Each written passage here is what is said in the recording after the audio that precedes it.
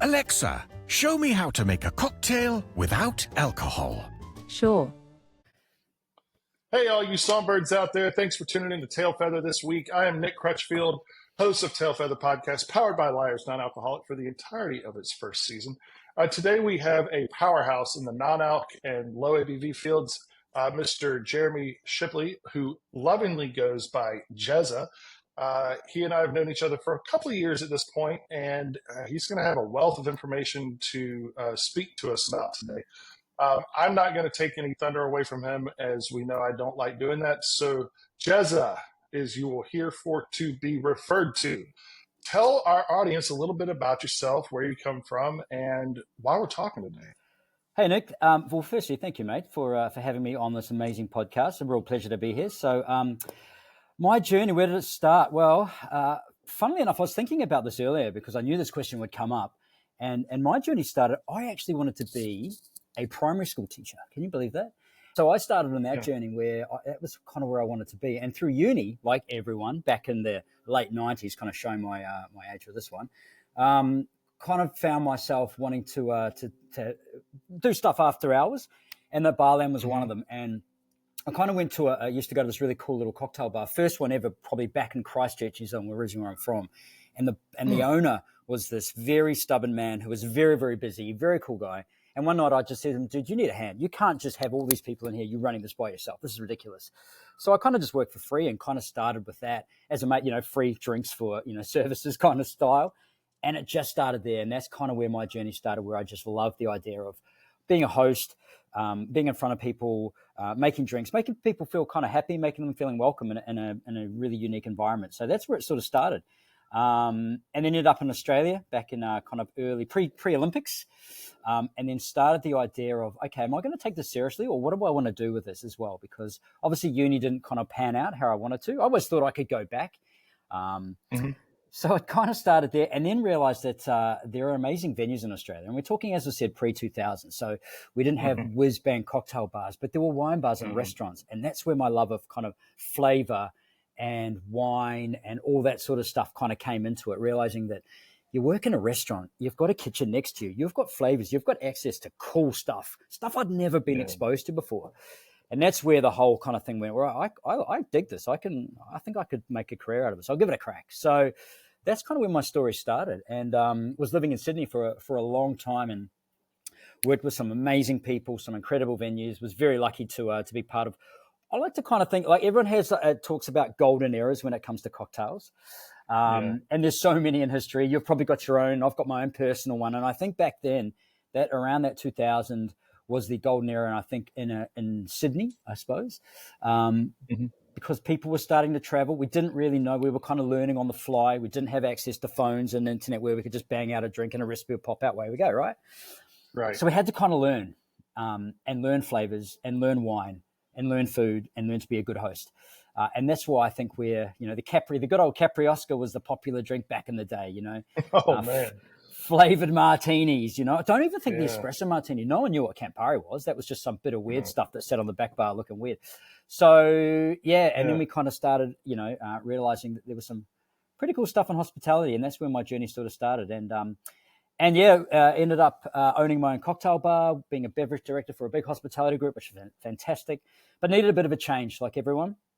And back in 2018, pre-COVID, we decided to pull the pin out of Sydney and move to the beautiful shores of the Gold Coast of Burleigh Heads in Queensland. So that is home now for where I am at the moment. So it's been a fun journey, and we've done everything in between. So the Liars part, or the low alcohol part, was an interesting one as well, how that came about, because the flavor architect, which is possibly the worst job description, but we think it's hilarious, for David Murphy,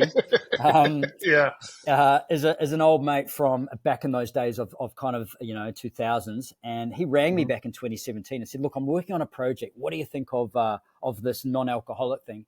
And I got to be honest with you, mate. I said to him, I think that's a terrible idea. I love bloody alcohol. This is, but then you kind of do your due diligence and you kind of look at what's happening globally and went, okay, this has probably got some legs. And then I kind of started that project with David and the original two owners, being employee number 1 to number 2 or 3 back in 2019. So I'm not a sober guy, but I just Right. saw something completely different in the market that had never been done before, and that really excited me. Hence why I came across to this side. Now, obviously, that journey's changed into different narratives of my life. But back then, when I started in 2019, it was, you know what, there is an opportunity for us to be better in hospitality. Firstly, secondly, better at being healthy, and being at an age where we are. I kind of made reference to, starting my career back in kind of mid-90s. You can't be sustainable of drinking and carrying on every night. And plus, I don't work in venues anymore, so I'm not exposed to that. But being in venues and showing young bartenders, old bartenders, beverage directors, whoever, and they are as cynical, and some of them are super, super energetic about it, and everything else in between. It's been an incredible journey just to see how this has been transformed globally as well. I mean, you see it around the world, right? Yeah. Your movement is incredible. Yeah, it's an interesting it's almost like a phenomenon in its own right, I think. Because it is a movement. It's not really it's trending. I'm not sure it's a trend anymore. I think it's expected at this point in parts of the world. And I think what we tend to forget, I'm guilty of this on a daily basis, is that I forget that you and I live in a microcosm. Like, we know a lot of the same people. We understand the cocktail industry down to the nth degree. That's a part of the people that are served in hospitality. The rest are everybody else, right? So, like, if I were to compare this to the U.S., like, you've got your Atlantas, your New Yorks, your Dallas, your Miami, your center hubs. Those are the people that are in the know with cocktail. Everyone else in the rural areas, in the suburbs, they know what they know because they've been exposed to it. And I think that it's the same kind of movement with the non-alc and low spaces, is that you're in it because you've been introduced to it, and you might have looked and reflected and taken some time to realize where you are in your life, and you might have worked this into your life, or maybe it's just something you do a couple of times a year. I don't know. But I see a lot of that mirrored. And hearing your story, I find a lot of my own journey, late 90s, working in bars, early aughts, watching this. I'm not going to refer to it as the golden age because the equity piece wasn't in it back then. But I will say the Phoenix Rising phase. I think that was when, everything's like, oh my God, we were actually using powdered sour mix. Like, what the fuck? But at the same time, just as you said, we didn't have access to these, right? Yeah. It was occasionally you'd see Dale if you traveled somewhere to meet them, or Tony. You were lucky. Like, everybody had heard of Steve Olson, but nobody really knew who he was. Like, all these godfathers, if you will, of the industry, and godmothers with, like, Julie Reiner and whatnot, Audrey, all of them. But it was this microcosm kind of fueling the rest of us to really get introduced to this category. And I'm blessed to be able to work in this category with you. Like, it was very much a thing where Josh was like, hey, I need you to try this product. I'm thinking about bouncing sides. And I was like, I think you're kind of out of your mind. But then I tried it. And I was like, dude, good on you. Like, this is going to be fun for you. Yeah, look, and it was interesting, just listen to you then talk about that, how we have kind of evolved with this kind of movement in Australia, because back when we launched in 2019, we were told you are out of your mind. But we kind of launched, like, I wasn't based in Sydney, but that was where our head office was. So we were just spending a lot of our time. And it was really interesting where it was some of our venues were on board straight away, like from day one, and have been amazing supporters. And we're talking 2019. They absolutely saw, that their guests were wanting it. They saw potentially a great revenue stream for it, essentially, which is pretty important for running a business. A better guest experience. And just being better, I guess, and I made reference to it earlier, about being better in your venue, because not everyone just wants juice and lychees or mint or something that they chuck in a shaker, and they go to the till and they go orange juice, apple juice, orange juice, and it gets to $12 or whatever it is, right? Because that's what people do. So I'm using that. we were pretty lucky back in the day in Sydney and Melbourne, where we had venues that got straight on board with the Lyres brand, because I guess the flavors also represented we're really close to the flavors of alcohol, minus the heat and the burn, right? So that's where it's been really, really accepted well. I guess it's taken a bit of time. As I said, I'm based on the Gold Coast, and we've got some venues that, again, are super on board, and some just don't get their head around it. They just can't work out, how does this work, and they're stuck with that mentality of mocktails, which I don't know if we want to get into that, but that's just a word that I'm... This is the third episode in a row that this has come up. In almost the exact same minute. This is so surreal.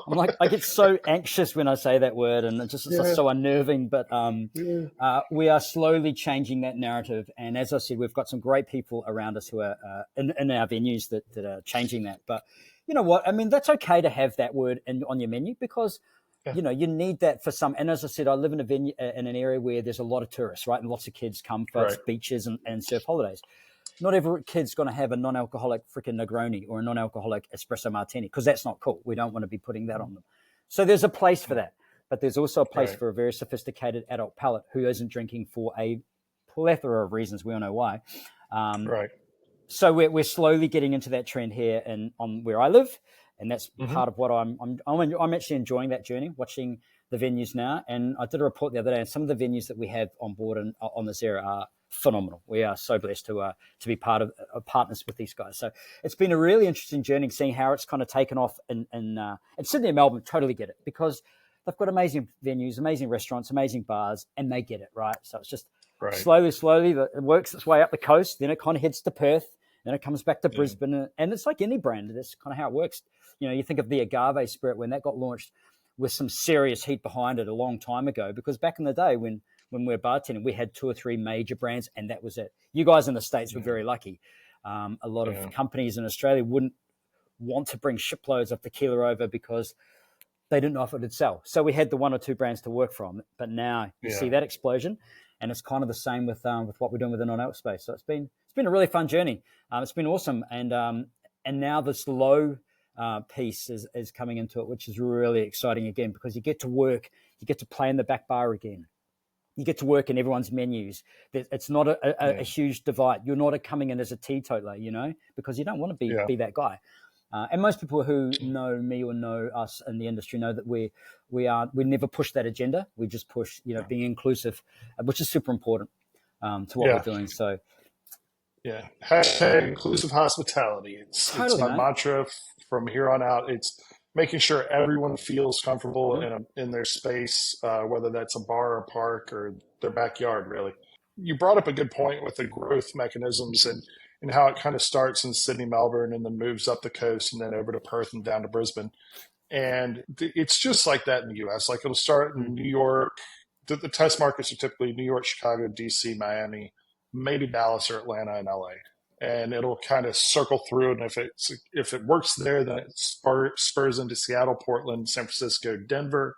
And if it works there, it spirals into the tertiary cities like Richmond, Raleigh, Charlotte, Boston, so forth and so on. So it works very similarly. And having said that, distribution models are very different in our 2 countries, self-distribution versus tiered distribution.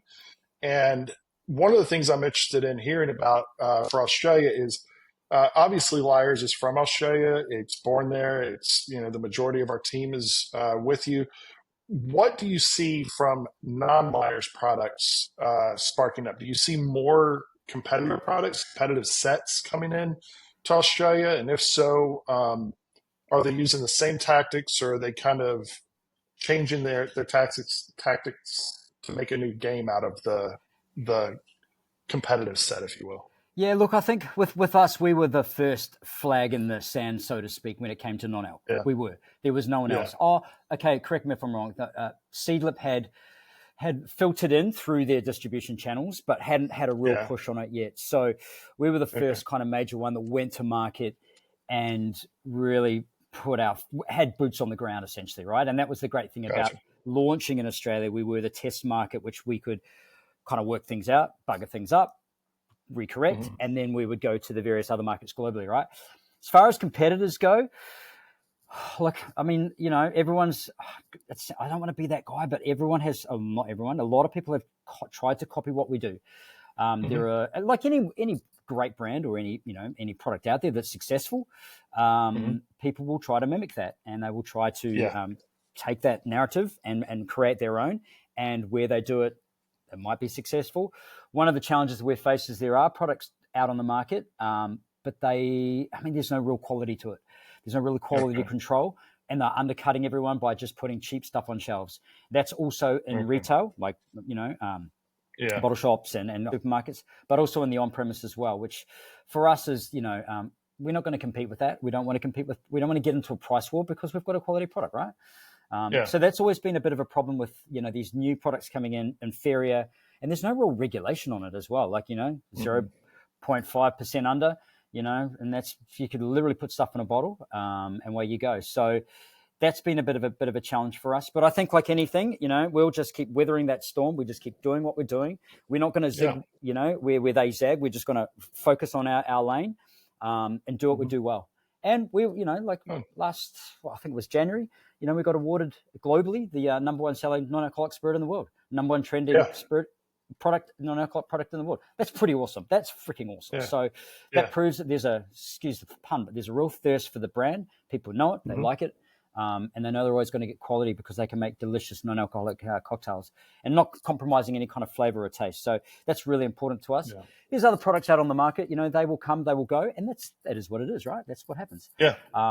But we've always been really strong with our narrative as to this is who we are. We're not going to change that, and we're not going to make apologies for it, or compromise for it. So I think that's really important when it comes to the non-alc space, when it comes to quality, because competitors out there are doing what they do, but I'm not going to brand bash, but because that's very uncool. But there's some pretty inferior stuff out there, and they're very obvious because you taste them and you're like, oh, how do you put this in a bottle, or how do you put this in a can? It's horrifying. You're, as you said, I do travel quite a bit, and I've seen some of these, we'll just call them supermarket brands. I've seen some of the ones that maybe shouldn't have made it through the MVP stage, the minimal viable product stage. But for whatever reason they did, and people believe in it. And you know what? That's their place. That's their thing. It's not my circus to deal with, and I wish the best to them. I was on a round table last week, and one of the things that we brought up was the viability of all these thousands of brands that are popping up right now. And one of the founders of a different company spoke up during that question of the segment, and essentially said, that this is classic oversaturation of a category. Those of us that have put integrity into it and are not in it just to make a quick buck, but to change people's lives and to be more inclusive with hospitality and try to find that better ground, we'll still be here in the end. And I thought that was a really tactful way to go through it, and I think that I agree with them very much on that front. In addition to no and low, there's also a segment of some founders would call functionals not non-alc because they alter something somewhere. Do you all see anything in the nootropics functional space starting to take shelf life or shelf space, not shelf life, but shelf space from traditional beverage or from non-alc in Australia yet? Like, are you seeing like chagachinos at coffee bars that are taking realty away from coffee? Are you seeing Lion's Mane infused beverage take real estate away from anything else? Yeah, look, at the moment, not really, no. I mean, we don't have, like things like CBD oil, they're, slowly starting to come in, but it's very regulated here. It's not, nothing you can buy. You have to buy it, kind of online or get a prescription for it. So that kind of hasn't filtered into that kind of beverage sector yet. All these other kind of flavors, like what you're talking about. Obviously, you can get tea. It's very specialized, very special tea. Hey, earlier in the episode, you mentioned something about flavor, and I have a real affinity for a saying called, the phrase goes by, flavor builds trust, meaning that if I give you something that's nice to eat or drink, you're going to trust me. But if I give you something, you've told me specifically that you don't like gin, and I give you a gin drink, we've got a trust issue, right? When we look at the non-alc space, there are products out there that have amazing taste profiles. And since Pathfinder doesn't play in the same arena as Lyres as far as the types of things they make an Amari thing. I'll mention them. They do really great things, and we play well with their products and a lot of drinks. Now, back in the mid-aughts, the lychee martini was all the craze through the Southeast U.S., and I'm sure that you've got a lot of really great flavors that you can play with in Oz and in that part of the world, whether it's Bali or Fiji or Indonesia, so forth and so on. Which I think all of that is one thing, but I don't know yet. What are some really good things that you've seen kind of spur out of this non-alc and low ABV movement, insofar as flavor is concerned? Well, one of the things where I live obviously on the Gold Coast, which is a real destination when it comes to kind of holiday mode, right? So we have a lot of really super fresh ingredients where we've got mangoes, passion fruits, watermelon, berries all year round. We have amazing access to mangoes. So there's never really kind of seasonality wise, watermelons all year round. So we can make all of those amazing tropical drinks every single day of the year. And I think a lot of people that come to this region always like that style of drink because they're on holiday, and you always like to have that association with something on holiday, right? You know, you always like to think, Right. tropical warmth or that. That said, though, I've been banging on about it for a while, and yuzu is still, a few years ago, it was a buzzword for food, obviously in restaurants, but it's still a flavor that people love and are generally gravitating towards because it's fresh, it's light. You can make amazing low ABV cocktails, and you can make amazing no ABV cocktails as well. So that's a flavor that I've seen, not just where I live, but Perth when I was there a few weeks ago. Definitely Sydney and Melbourne. A flavor that people, because it's kind of citrusy but off center, it's when you think about yuzu, it's the kind of the queen of citrus, of about 3 or 4 different kind of combinations. And from Japan as well, which is a real destination where a lot of Australians holidaying at the moment. I think between the US and Japan are the two, number 1 and 2, where Australians are generally holidaying for skiing, for whatever. So they're bringing that kind of love of holiday back to Australia, and yuzu's that flavor that they associate.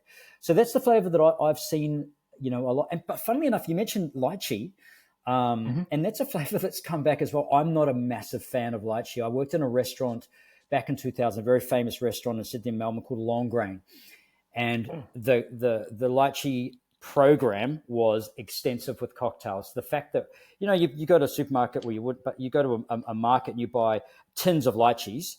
We would go through a 24 case tins of lychees in one service. So prep for that was opening it up, draining it out, and just the smell of lychee. Just makes me get. So there's a bit of a joke with some people in our company that you'll never see really a lychee cocktail, and it's not because I really have to get over that, to be honest with you. It's something I just don't deal with very well. I just get very, very unsettled when I smell that lychee flavor. That said, though, I've seen a real resurgence of lychee coming back here. Maybe because people are back traveling and they're going back to Thailand, they're going back to Indonesia. They're re-experiencing those flavors they may have missed through the last few years of not being able to travel. So I've seen a bit of a thirst for that as well, which is interesting for me personally. But as I said, I've got to get over that shit. But yeah, the other kind of, I guess the point is those Asian flavors are really coming back. And a conversation I did have with a bartender or a beverage director in Perth a few weeks ago was, and I've been asking the question along my journey around Australia in the last few weeks, is the espresso martini, I'm not going to say has it had its time, because there's always a time and a place for an espresso martini, being non-alcoholic or alcoholic or low. And the question to that was that the chili margarita has taken that space. So that's an interesting one. I should ask you. How have you found that in your travels? And maybe coming into your summer, you might see that. But yeah, the espresso martini has sadly taken a dive, because I love the idea of coffee and alcohol combined together. I think it's fantastic, right? Yeah. But the chili watermelon margarita or the chili margarita has taken that sales space now. Maybe because we've just come out of a very long hot summer. But it's an interesting take that margarita, yuzu, citrus, Asian flavors have really, really come back to life in the Australian drink scene. From what I've seen, and as I said, I've just come out of a summer, so we're just changing seasons now. Yeah, it's the espresso martini is still very much alive on a lot of menus, right? But I'm starting to see that kind of Hio pop up a little more, which is an interesting take on a coffee drink. Mexican still in origin. I'm starting to see things like aquavit being mixed into coffee drinks. natural progression there would be gin, which is kind of weird with coffee to me. Some people love it. Um, Mm-hmm. but tequila and whiskey are probably the two things I see surging the most when it comes to espresso martini. Like people are swapping out that neutral grain, and the old saying, if it grows together, it goes together kind of thing starts to Mm-hmm. pop up. So in that coffee band around the world, you also have agave, you also have sugarcane, you also have all the grains necessary to make whiskey. So you're starting to see a lot of these substitutes for neutral grain out, and then something with body and flavor that's a little deeper than vodka go in, a little less fragile, which I think is pretty cool for non-alc, because especially with the Liar's range, because we have the white cane that can be used, we have the agave that can be used, we have the traditional reserve or the American malt that can be used. Um, I mean, hell, even a Pathfinder as a coffee drink would be great. I was in Dubai with Sudera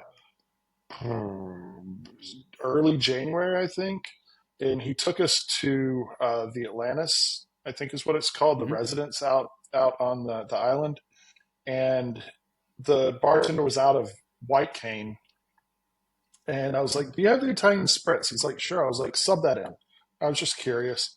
The foam is like a dusky sunset, like it's so crazy looking because it's this weird kind of Well, mauve for color. an espresso martini, Yeah, yeah. It was so good. I ended up having, I really. think, two or three of them while we were there. Yeah, it's so nice. And I got him to turn the last one into a long drink and just top it up with soda water, and it was so good. Well, you think about it, right? Because you think that the something that we've seen a big resurgence or a resurgence now is the coffee Negroni as well. So when you think about those bitter on bitter with a sweet element to it and a stir jar Yeah, essentially, but an espresso martini because you've got that slight little bit of sugar coffee, it'll look yeah. amazing. That's an interesting one. It So was so good. I've never shaken up an espresso martini, but I love the coffee Negroni, either low or no as well. So I'm Yeah, going to give that one a crack, mate. Thank you for the heads up on that one. That's a absolutely. It was interesting take. delicious. Studi has some pretty cool stuff coming in UAE. He's just too busy to share it with a lot of us. Yeah, I'm so jealous of what I see God, with these doing, man. It's like, geez, they yeah, get it over there. They have all the toys, they have all the excess, they have so much fun, and their drinks yeah, just look spectacular. yeah, And being the market that they are, it's like the Lies brand or any non-alcoholic brand is perfect. So yes, he's yeah. doing an If amazing they can job, get and I'm in. very jealous of what he gets up to. He has lots of fun toys to play with. Well, they also have all the best restaurant groups Yeah, setting foot there and attracting some of the best people to be able to work there. And it's a fun city. It's different, definitely. The cultural differences are significant, but they're also very similar, right? Because yep. Western culture has a tendency to kind of seep into a lot of different cultures. The one place that I've been to that had strikingly a lot of non-alcoholic drinks on menus, not necessarily cocktails. I'd say more on the mocktail side of things. Hmm. Is Vietnam. Like I went Yeah. into Hanoi, I was there for a week, and I saw every restaurant that we went to. Even some of the mom and pops had one or two, but every of like the better restaurants that we went to had some form of what they would call a mocktail on the menu.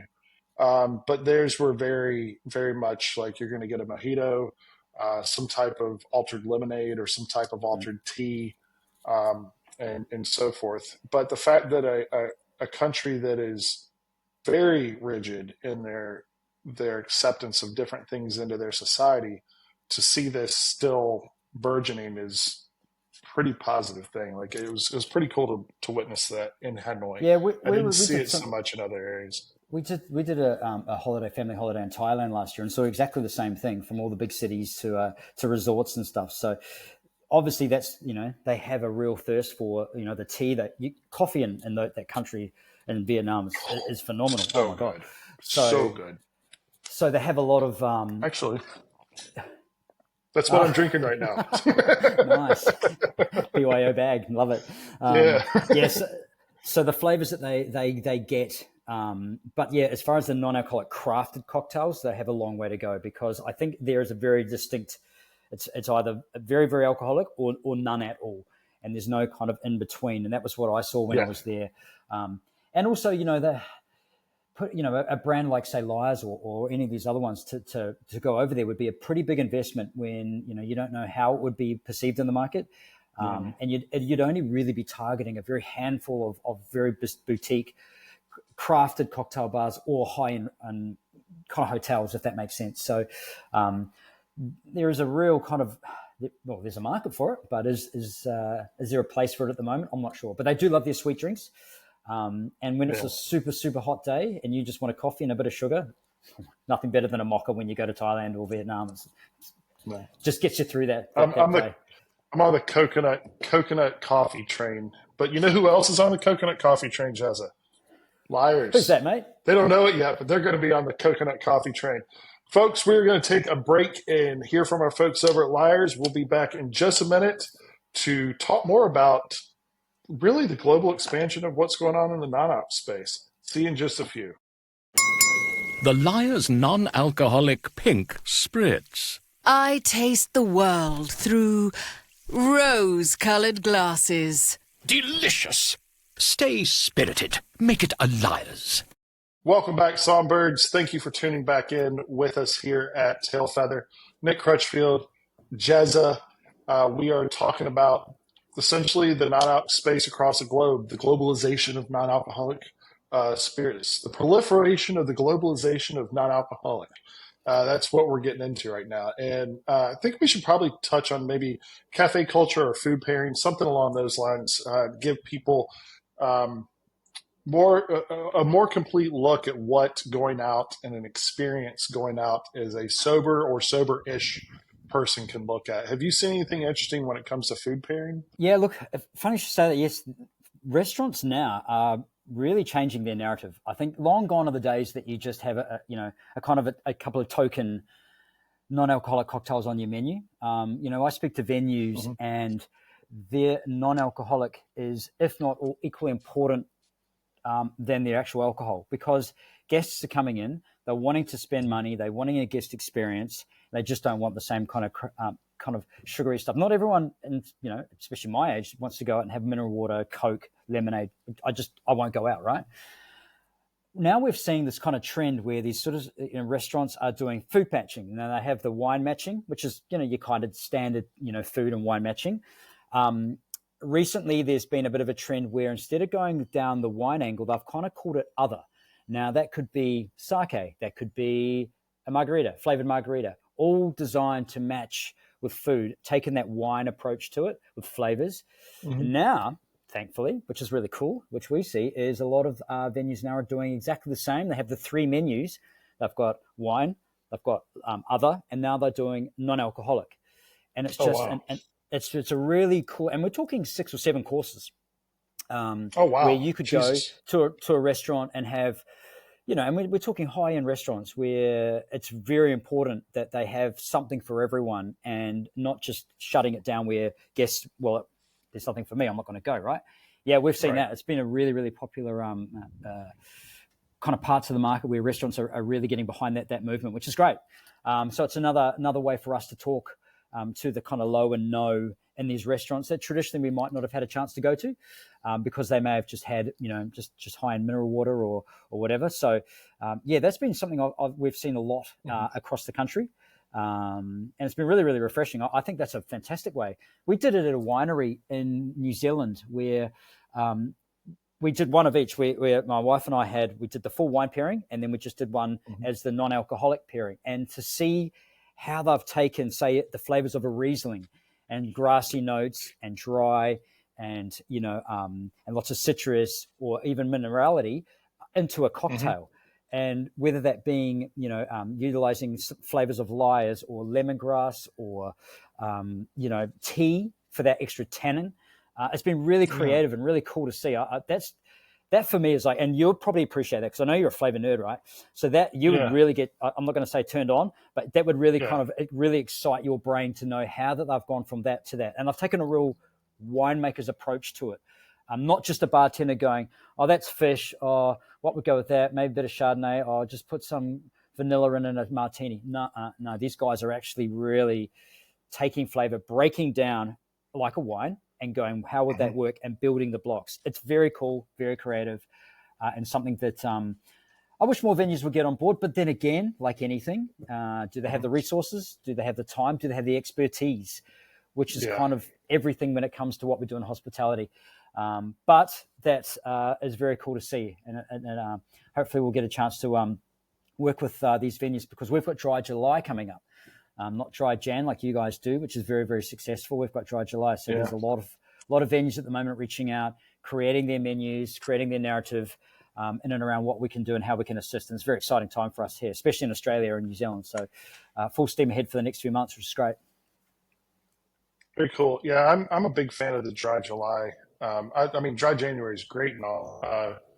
It's just really cold where I usually am. This year it was really hot where I was, but I went ahead and participated. I like Dry July because I'm usually in a fitness mode. Like I like to do fitness every day, but I tend to do a lot more of it in the summer because pools are open outdoors and I can get outside and swim more. And hiking and walking. Big swimmer. And I'm really looking forward. Like you mentioned a lot of stuff with the food matching there. And I can't wait to get into the backyard and do this stuff on my own. Like be able to go, okay, I'm going to rub a flank steak with oregano and coffee grounds, and I know for a fact that I can use coffee originale with the G&T cans and make something fun that'll go in a backyard setting for something like that. Speaking of cafes and coffees, we've talked about coffee a lot. Do you see anything at all like in Turkey? In Istanbul, I saw a little bit of stuff happening in coffee shops, not a whole lot because the life is very regulated. It doesn't appear regulated, but it's very regulated there.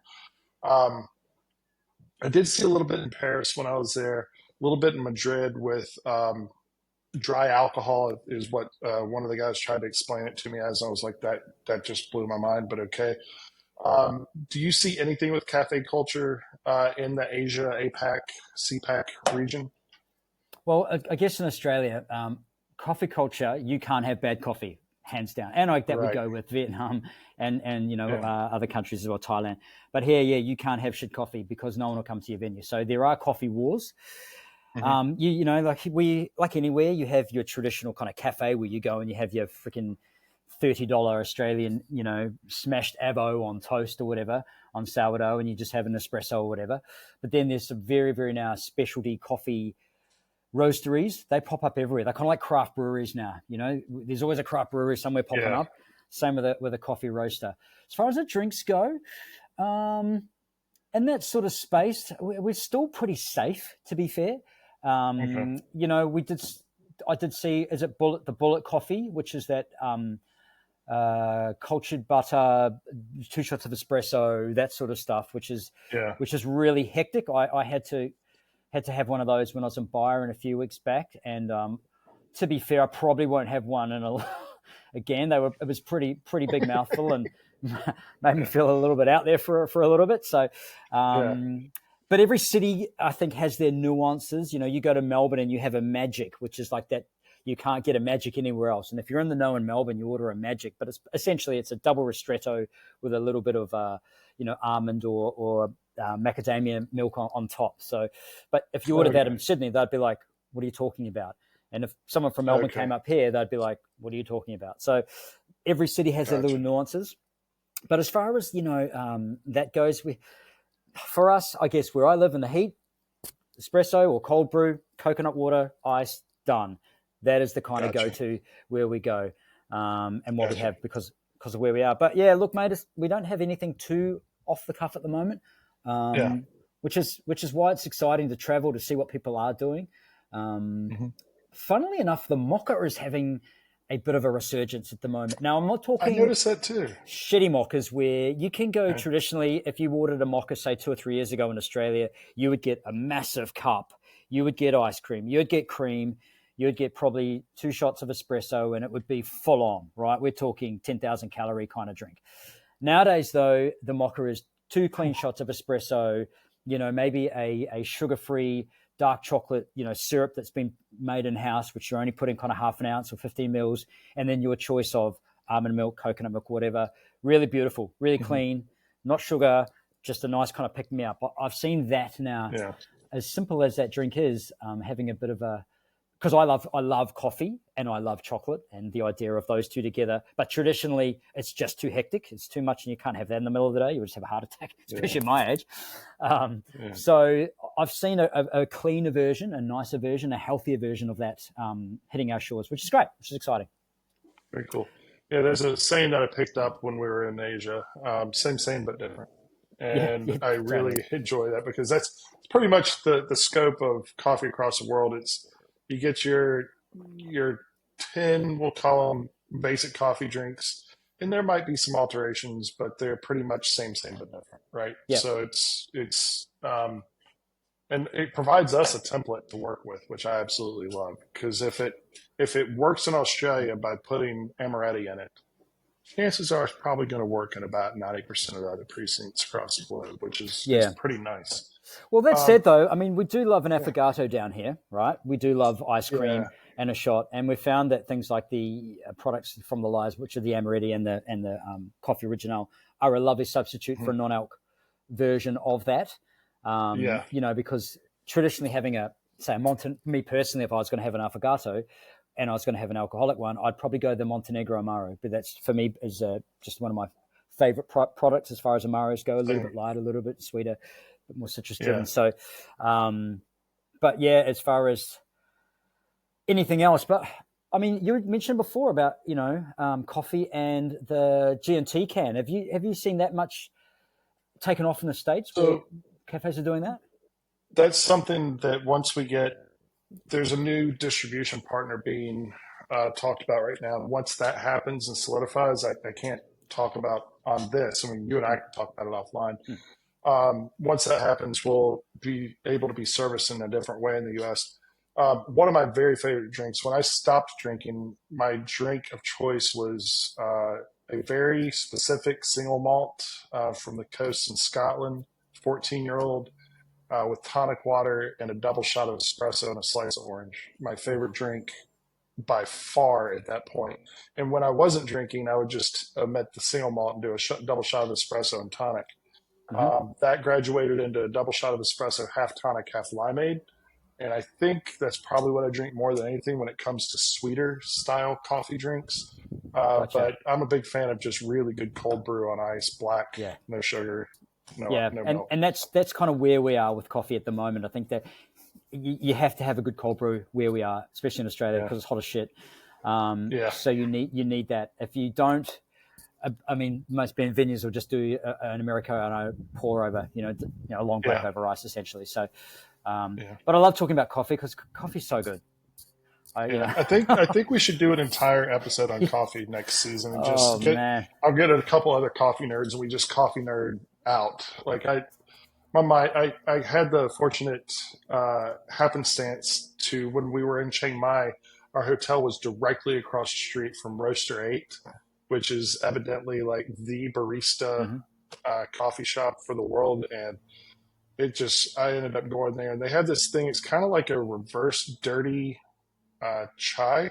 So it's cold brew, a sweetened cream, and then they freeze Thai iced tea into cubes. Ah, gotcha. Yeah. Yeah. Oh man. Let me tell you what. Holy crap. All I could think about was getting this back home and sitting down with our bottles and just going nuts with it. Like it's so damn good. I mean, it's actually off the charts good. Something else I had while I was traveling actually in that region was the how do you say it? Is it the shakerito? Shakerito, yeah. Shakerito, yeah. That and actually it was in Chiang Mai as well. Was coffee shop. I don't think venues here would go because it's little Nicanora glass, very very, but it looks like an actual cocktail. But that I'd never had one of those before. I tried making one at home, and maybe it was because my coffee wasn't great. But having that in that environment was like, that's legit. That was awesome. That knocks you on your ass. You have one of those, you are set for the day. You're off. Where you go. That's a godfather of coffee. Far out. Need to go do something. Yeah. Speaking of doing something, let's throw you on the grill, my friend. This is the part where I'm going to ask you a question. You got a couple of seconds to think about it. Yep. And then we're going to go into what you're up to. So welcome to the grill. Let's throw you on it. Here's your question. Mm-hmm. You can go anywhere in the world for this. You're going to Yep. pick your surf spot where you're going surfing, Mm-hmm. who you're going surfing with, alive or not alive, and what you're going to drink after that surfing session. Because that was like my favorite part. No, obviously, my favorite part is catching waves, but after you're done, getting that first cold beverage once you're off the beach. So that's why I want to know where you're going, who you're going surfing with, and what you're having once you get out of the water. Well, surfing. I mean, I live across the east coast of Australia. It's just Right. at night I can hear the ocean from my house, right? So we live a 5-minute Wow. walk to Burleigh Beach, right, which is a spectacular Okay. part. So as proud and parochial I am of where I live, and the surfing is phenomenal where we are, I would probably say Fiji, because I love anything to do with the South Pacific. Originally from New Zealand, so this area of the world. I'm not going west coast of the US. We were there in the summer, and there were dudes with like 3 mil wetsuits on, booties, Yeah, it's hats. cold, but Jesus. Yeah. So forget that. So yeah, around the South Pacific, and I think Fiji, because the sun sets on do you know what I mean? Sets on the side where you can sit in the ocean and the sun goes down. Now I don't have that on my side because I live on the East Coast, so that's really cool. Yeah. And the surf over there, the water's like 80. It's the water is so warm. It's like a little bath. The ocean's amazing. The beaches are incredible, and the surf is just these clean little. I'm not a big wave kind of dude. My wife goes surfing most days where we are, and she's not a big one. She's got the big non. We've got a couple of big Mels, 9-foot looking things. That, so that's our vibe. And if I was going to do that, I probably would I'm going to be that boring, but I love traveling with my daughter and my wife. We just have so much fun. My daughter's now 16, and she gets it, Right and on. she gets our vibe, and we have so much fun as a family. We just do really cool stuff together. So that would be where I'd like to be and who I'd like to do it. And as far as drinks go, I love highballs. I'm that kind of guy. I like that spritzy highball kind of vibe. I do like beer, and I do like wine and rosé. But if I was going to have a drink, it would probably be just a nice low ABV sunsetting kind of spritzy vibe, sort of sweet, bitter, something spritzy, something highball, whether it being an Americano riff, whether it being a yuzu spritz or something along those lines, just clean, refreshing, easy to drink. You don't want like an IPA, just, well, maybe you do. But at that particular time, after a surf, you want something mid-afternoon, or it could be a little coffee cocktail. You kind of got me on this one, mate, because when you're thinking, occasions, and every occasion is so different, and every occasion can command a different kind of narrative when it comes to thirst and flavor. But I guess, late afternoon, if that's when you're surfing. If it was mid-morning, it would be definitely coffee. But late afternoon would be a nice sunsetter, a yuzu spritz, maybe a glass of rosé, maybe an Americano. Right Probably on. what I can I get love my all hands those on. answers. I love all those kind of drinks. And that's the sort of style that I like generally. I'm not dare I say, the heavy brown, stirred down kind of cocktail. If I was going to have a cocktail, I like them light. I like them low ABV. I like them fresh. I like them clean. And that's just what I've kind of gravitated towards over the last few years. Maybe it's because of where I live in my climate, but that's the vibe I like, man. So that'd be my answer to the grill. Fiji, low ABV, got the girls. Love to take the dog. I don't think the dog would be able to get there, but that'd be a fun afternoon, fun old day. I love it. That's one of the better answers I've heard. I really dig that. Now we're going to take the time for you to tell the world what you're up to, things you want to highlight, any plans you got coming up, and then we'll wrap it up. Cool, man. Yeah, so I think I mentioned before, I'm going to be doing a bit of a trip to New Zealand, back to the motherland. Haven't been back to New Zealand for a while, actually, so I'm a little bit excited to go and see the market there. And from what I've heard and read, there are some amazing venues in New Zealand. So very excited. They really have taken on the non-alcoholic movement. Low is a bit tricky. I don't know if they've kind of ventured into that. It's very kind of, booze and wine. Lots of great wine come out of New Zealand, lots of great beer. And then the non-alcoholic space has been really, really successful to us. So I'm very excited about that. Heading down to Queenstown. I haven't been to Queenstown for a very long time, literally the bottom of the South Island. So we were just talking before. I don't know if I'm I don't think I've got the clothes for it. I don't know how I'm going to. Anyway, that's a me problem. So I'm very excited about the New Zealand market and how we can really shape their drinking narrative. What else have we got going on? We've got Dry July coming up in Australia. So that's really big for us. Not for a sales kind of salesy thing, but more for an engagement piece and more for an awareness piece, because we are the only partner when it comes to beverage for the Dry July Foundation. So a lot of proceeds obviously head towards the Cancer Foundation, Cancer Council, which is great for us.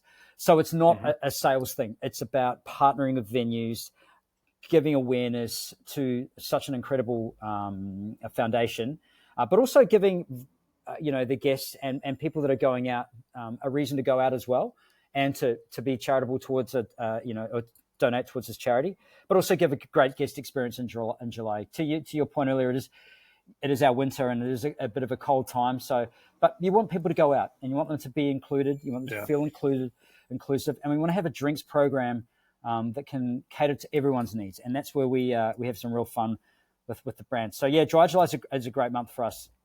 As I said, it's not a sales thing, but it's just a great awareness piece, which I'm very excited for, because we've got some great partners that we're going to be doing cool stuff with all across Australia and New Zealand.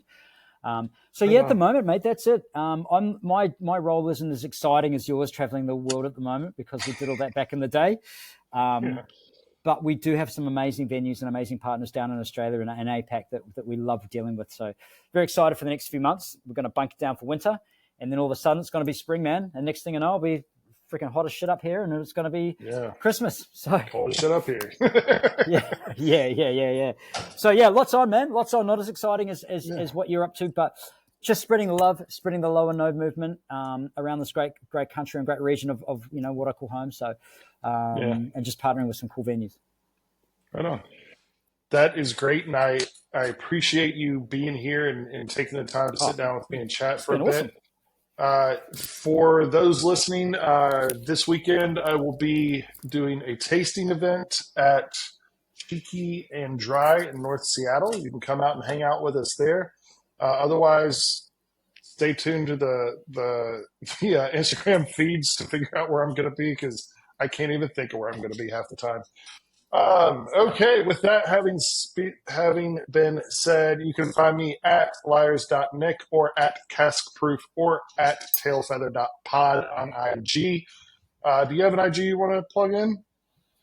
Just the Liars, man. Just share any photos on Liars, or check it out, because we've got some amazing, brilliant, beautiful content coming out, and global content. So great inspiration for anyone wanting amazing shit, amazing stuff. Yeah. Yep. All right, all you songbirds. Yes, Cam Parker, you are the man. Songbirds, thank you for joining us. I'm Nick Crutchfield. That's Jezza. That's a wrap. Put a feather in my cap. We are out of here. See you next time on The Nest. Tail Feather. Alexa, show me how to make a cocktail without alcohol. Sure.